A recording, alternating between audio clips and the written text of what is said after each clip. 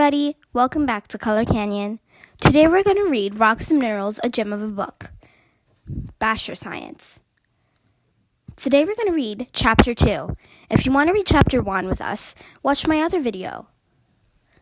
Chapter 2, Molten Maniacs. This hot group started out as liquid rock deep within Earth. If they reach the surface, these firebrands run amok. They spill out over the ground as lava explode out of volcanoes. Columns of dust, ash, and molten rock race down mountains, causing death and destruction. When their tempers cool, these guys form a solid matrix of interlocking crystals. They make up 95% of the Earth's crust. On land, they often have a thin covering of other rocks, but they dominate the ocean floor. Many of the world's most important minerals are found in them. Kyanite. Chunky and built to the last. I'm the stuff that mountains are made of. I form the backbone of Earth's contents, a solid hunk which the thin skin of sedimentary rock sits. I crystallize, turning from liquid to solid rock, dozens of miles under the surface. I appear in huge bubbles of cooling magma called batholiths, which can be hundreds of miles across. I'm so tough that other layers of rocks around me are stripped away by wind, rain, and weather. I stand tall and as impressive mountain ranges. My interlocking light and dark crystals give me a speckled look. I come in pink, reds, and blacks.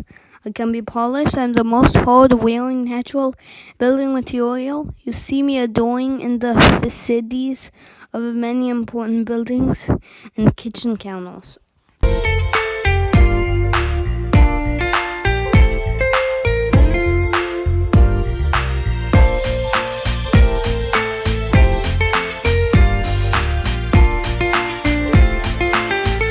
On first impression, you could be forgiven for thinking that I was up and upmarket granite, but I'm a different sort of rock.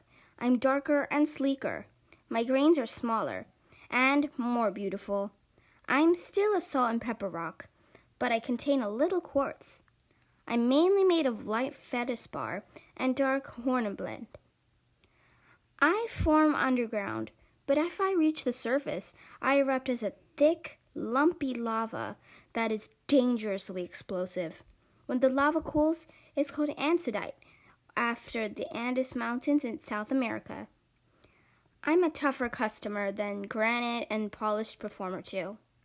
The ancient Egyptians loved me. I was prized because my dark surface can hold a shine very well. My hardness means that I don't scratch easily, and inscriptions carved into me last for thousands of years. Diorite.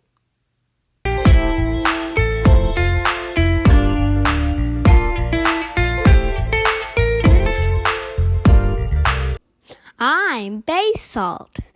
Don't be put off by my dark gray appearance. I'm an extrovert at heart who makes islands for fun. In November 1963, I made a brand new island of Sortesti near Iceland in just a few days. I'm found under the oceans all over the world.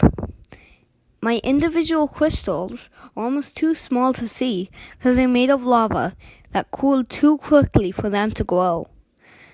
With the great release of pressure, I bubble from the surface with the best of periodite. I created some of the world's most wackiest rock shapes. My runny lava forms coiled rocks called pehohaho and hollow lava tubes. I make pillowy lumps when they spill out from other water, volcanoes. I also made the giant Cosby in Ireland Its piebald and sharp columns formed as I cooled.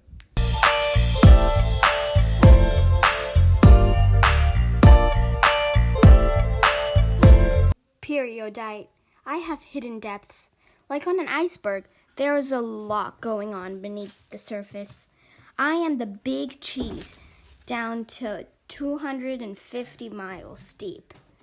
Even the tectonic plates that scoot around me on the Earth's surface have about 60 miles worth of me on their undersides.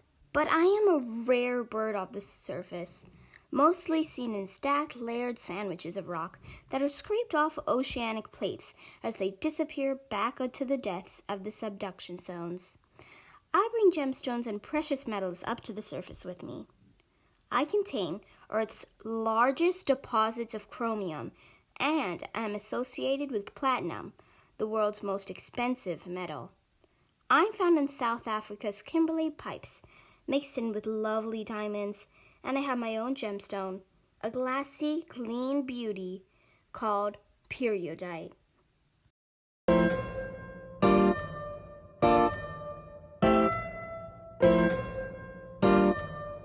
Obsidian.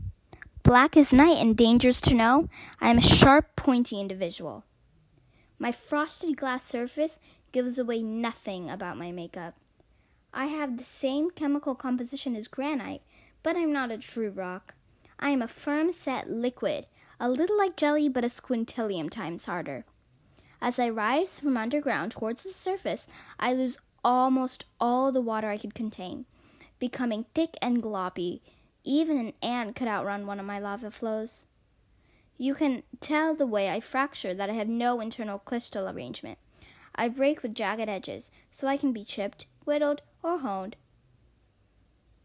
to give me a cruel cutting edge. I have been used for thousands of years to make ceremonial and sacrificial knives, and am used today for surgical blades.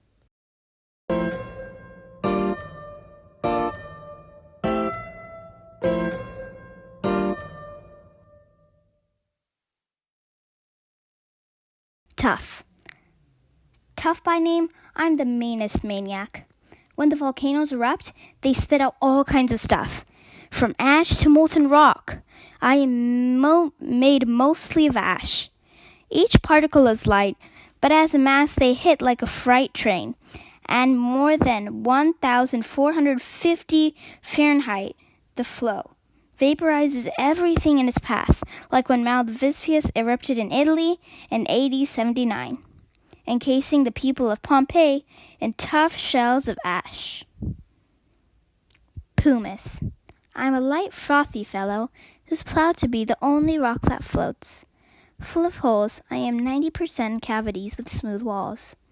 Being the result of volcanic explosions, I am often found with my buddy Obsidian, but can also be found away from volcanoes because I drift with the tide. I am a great scrubber with many uses, polishing, erasing, and taking dead skin off your feet. Meteorite.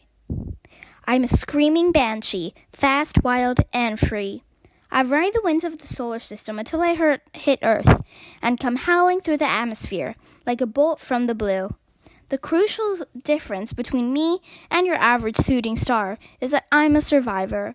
Traveling through the atmosphere at such speeds burns up smaller shooting stars, but I live to tell the tale.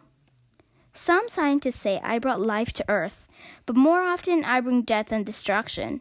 A massive meteorite crashed down millions of years ago and sent the dinosaurs into extinction. Talk about coming down to Earth with a bang. After eons of spinning through the icy wastes of space, I offer scientists clues about materials that was formed in the planets of the solar system. Thanks for watching. Please like and subscribe.